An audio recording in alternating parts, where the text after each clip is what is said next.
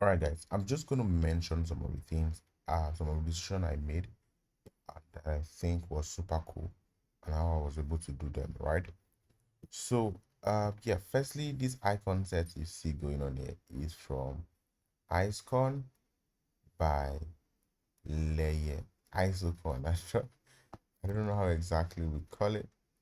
Then, yeah, Isocon from Layer, right? So, if you check Google, like what, boat, something like this, right? Then that's exactly what I'm using here. Then you can click on it, right? And then copy the SVG. Ooh, sound is really nice. Okay, and pretty much that's how we go here. Then since it's SVG, you can editable, yeah. So you can just give it a different feel of your choice or however you want it.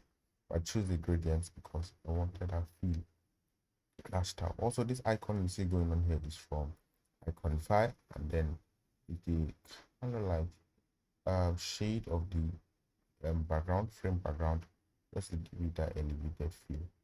So that's right. Also, we have this here. Typeface is SF Pro by, of course, Apple. Yeah.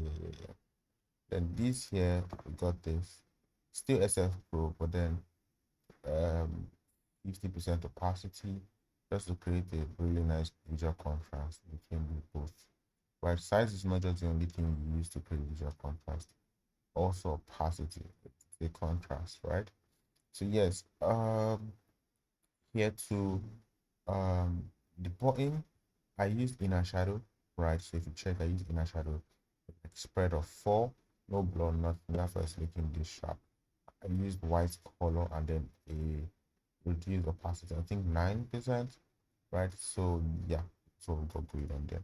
And I created an alternative screen, which is this. Yeah, same thing, but I kind of like removed. So again, this is editable. I just took away this part, made it of it, and then duplicated it, and then just dropped the opacity.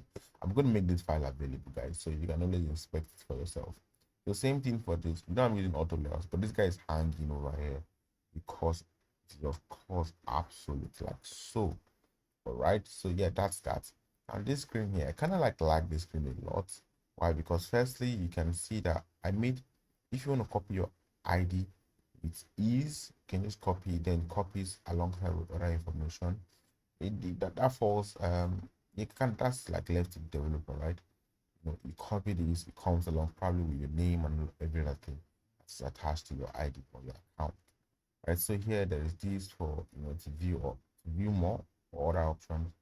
There is your wallet, and then this here same as the bolt icon, but I kind of like just give it a stroke of the background, so you kind of like think that it is separated, but it's not actually.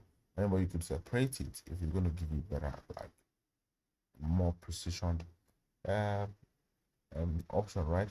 So you could do that here, same thing, right? And everything you see here, I kind of like, it was easy. Why? Because I work with HSB, right? Meaning that I just control the brightness of however I want it. You see, the background now is 247438. Now this guy here, to check it, still around 42074815. So you can see that I kind of like just tempered with the opacity, the saturation a little bit, and then the brightness a little bit, right? So yeah, if you do that, it gives you all of this really nice feel. And then I like the dynamic, the way I made this dynamic here, like the send and the receive. You see that? Also, this send and receive color, super significant. I'm gonna tell you how I did it.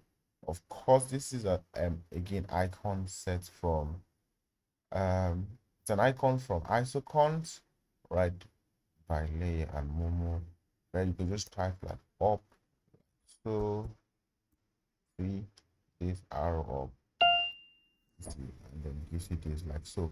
All right, so then then the down, just same thing down. I'm using auto layout for this, right? No padding, nothing. I just made sure that the spacing was okay, it's showing me 10. Probably want to do 12, something a lot more spaced out. I'm gonna like either go with 12 or 8 since I always use, I mostly use 12-point grid for my 8-point grid, sorry, for my scale.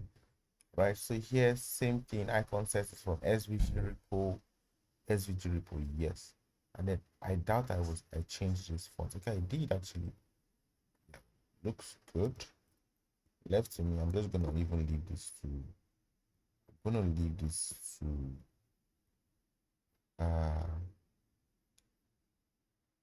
I'm gonna leave this to regular, to be very honest. Yep, leave it to that. Right. I think probably we'll do the same thing to this. It's already on regular. Everything should just be regular. So yeah, okay. Yeah, so everything here that, and then you can see my border radius. My border radius is not normal. Why? Because I kind of like to use corner smoothing. That's why you're getting this, it's looking somehow like stylish, right? iOS corner smoothing.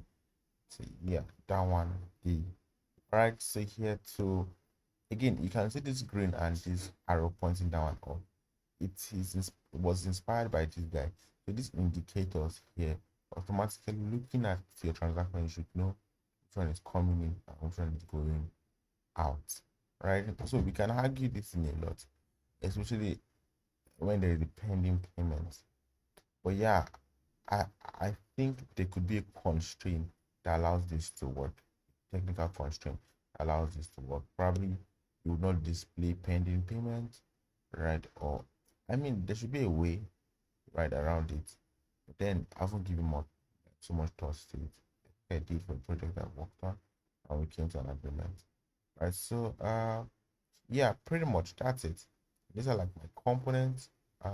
Everything's here, right? And ladies and gentlemen, I think we're good.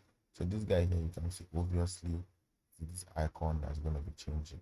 So if you're probably receiving payment from the company and they're registered on that platform, you just use their logo. Or if there is no registration, you can just then put an abbreviation of their name. This could be MJ. Yes. Right, so cool. I think this needs to be centered. Not my mistake. All right. So guys, thank you very much for being here. See you in the next video. Bye.